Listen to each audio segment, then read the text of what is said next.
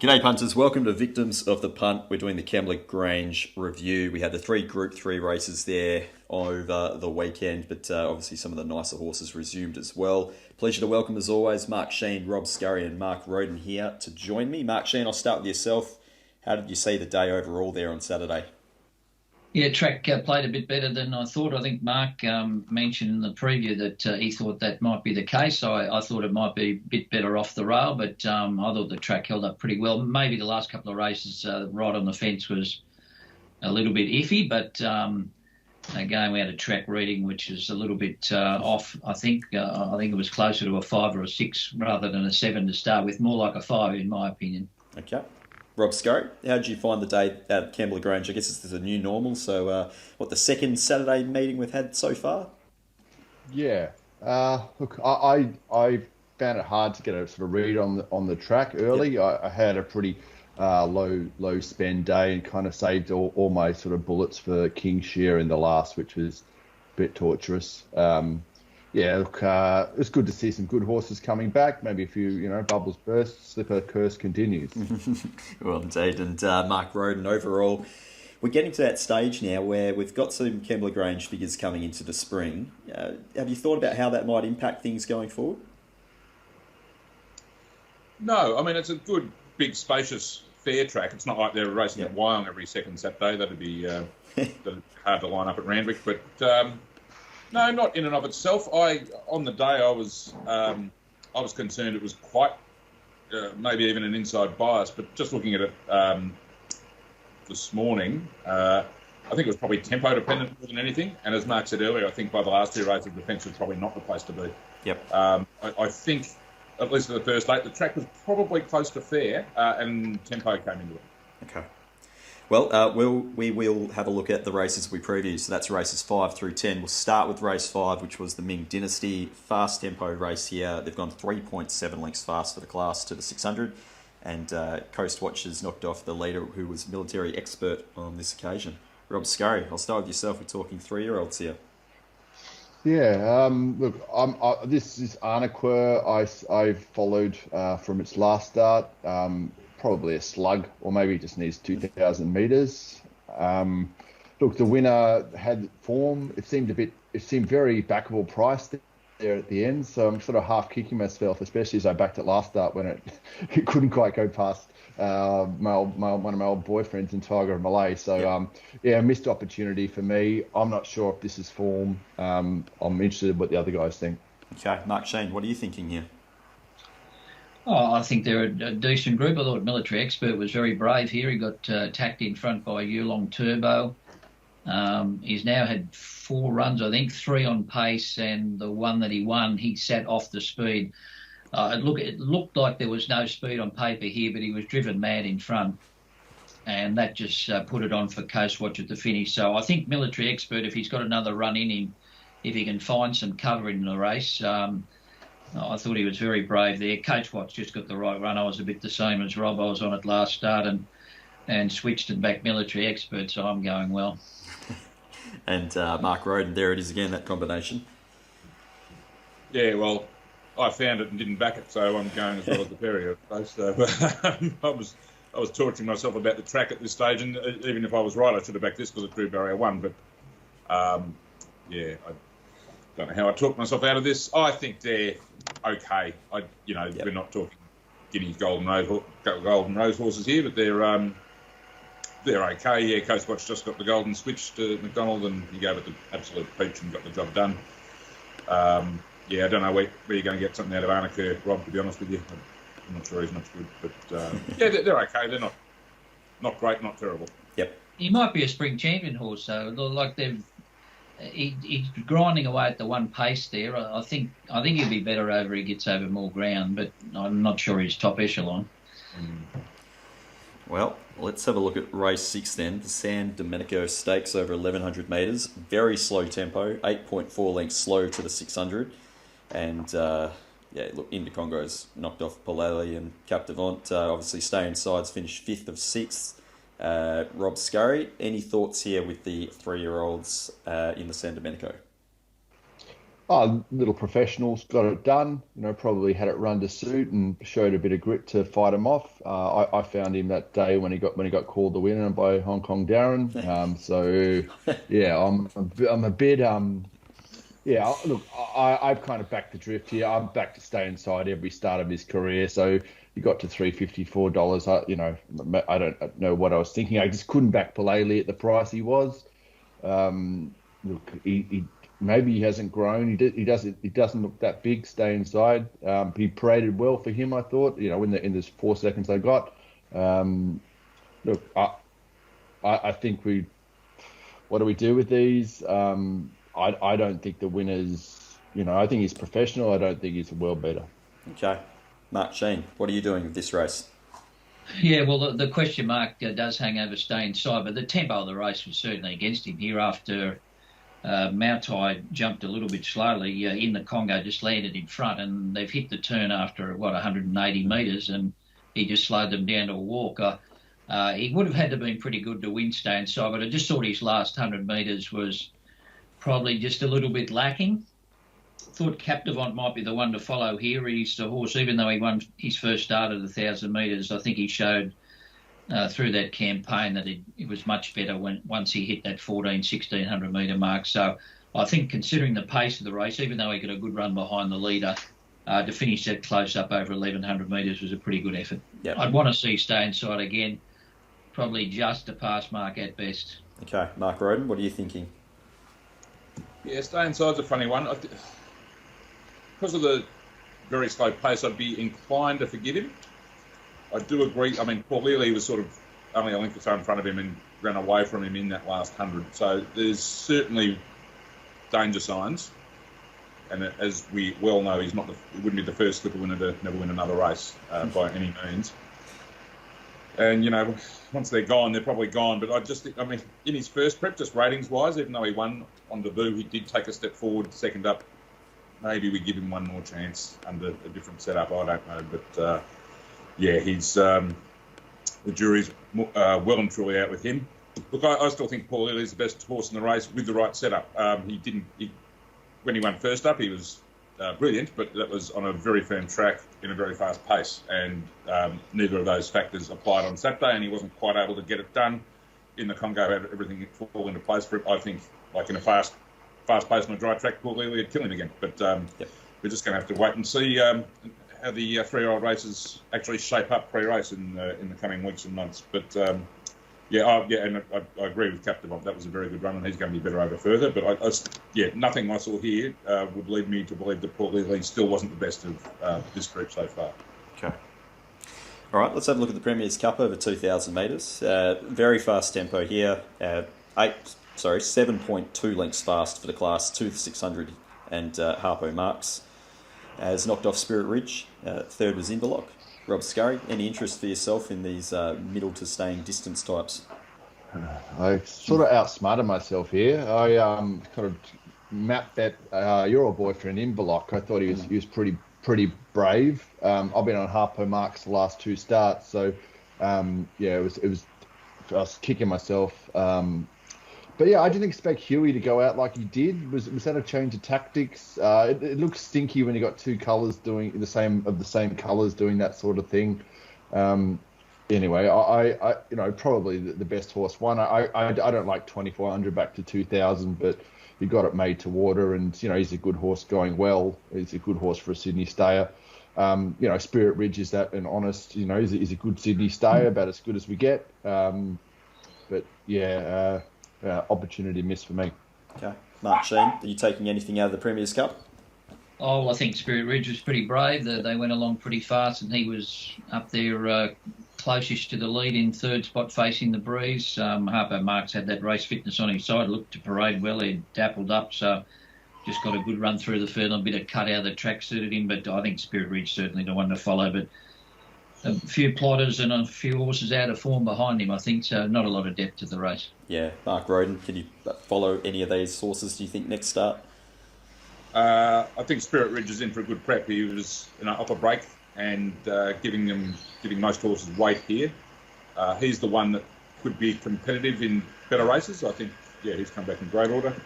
The rest of them, a lot of them are either end of prep, I would think. Like Harpo Max, I suppose they could squeeze a note if he runs out of him, but I don't know if he's like a metropolitan horse or anything like that. I doubt it. Yeah. And yeah, like Rob, I was on in block 2 expecting to get almost a soft lead, and then there goes Quick Thinker there.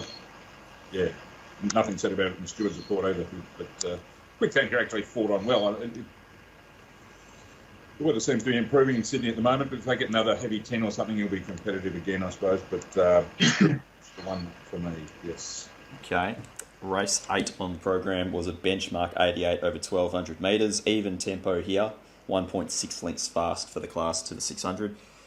Madame Legend has managed to knock off Triple Ace and Zakat into third. Rob, this horse, one of the Madames. Legends. Yeah, exactly. Les Bridge, I can't catch him. I like the look of this horse. I backed it like every start last campaign. I've missed it first up, and then I've looked at the map and I've got, I can't win from there. And then after the race, I've heard there's a change of tactics, and I was again kicking myself and scratching my head of how I have not backed that horse along with Harpo Marx 2 races in a row. So I was in a little bit of a hole, and she's a, she looks every bit of a Saturday horse, this Madame Legend, and I just can't find her. I can't find Les Bridge. Anyway. Mark Shean, can you find leave Les me Bridge? out. Yeah, I did. The scratchings sort of made the race a bit easier for her with Fast Cunning, King of Sparta coming out. So, and then the change of tactics. So, I did follow my money from last start, luckily, and was very happy when she lobbed in second spot. Ty Kerner seemed to have his chance there. I don't know. This is another race where they're just sort of average types. She's got room for improvement. Madam Legend, gross type. I think she'll train on, so I don't want to back anything from behind her. Yep. And Mark Rhoden, it did seem like the market sort of changed a few times during the course of the day. Obviously, the scratchings and change of tactics played into that a little bit, but it's certainly an interesting betting race. Yeah, I'd say the change of tactics had the opposite effect of what it should have with Madame Legend. It just kept drifting. I'm like Rob, I've missed it. I've got the bloody steward's Twitter feed open all day, and I've just completely missed it. It was the one I wanted to be on in the race, and I thought on my map it was back, and then with the COT it became a great bet, but it just kept drifting on Betfair and got the job done. To make matters worse, I backed Triple Ace, who was run second. Wouldn't have won. It was held up slightly as well. I handed up the lead in over race, which didn't help, and the fence might have been starting to go by this point as well. I think he's going really well. I was impressed with his Brisbane form before this too. He's just a solid, honest, on-pace sprinter. There's probably a race in him. But yeah, I'm, rather than the race, just more annoyed at myself for stuffing it up and not backing the winner. Okay. Look, race 9 on the card is benchmark 78 over 1,000 metres, and I'm just waiting for the data to load up here. But Andermatt was supported earlier in the day anyway, and then seemed to just drift out late. Knocked off Hulk, who just did what Hulk does, really, for the most part. But look, overall fast tempo, 3.2 lengths fast to the 600. Rob, did you have any interest here in race 9? I sent Andermatt out on top, looked great on the tally, but I just couldn't see it getting in the right run at that kind of price. So I stayed out.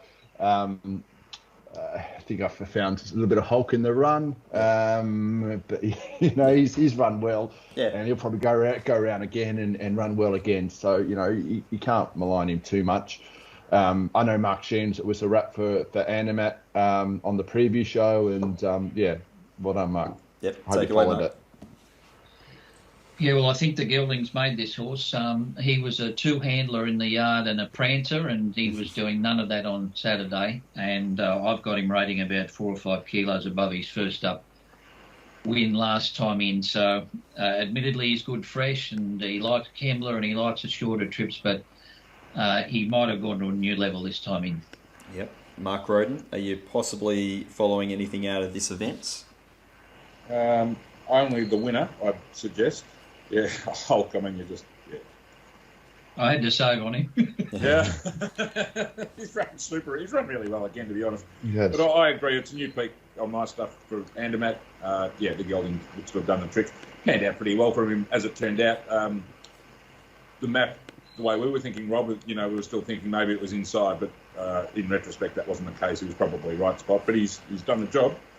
Fast pace suited him, but yeah, he's the one to follow out of the race. Okay. And to round out the card, race 10, benchmark 78 over 1,500 metres. 3.8 lengths fast for the class to the 600, so a fast tempo race overall. And Kordia's knocked off both Yi and King's Share with Suami in close up in fourth. Rob, just run us through the race.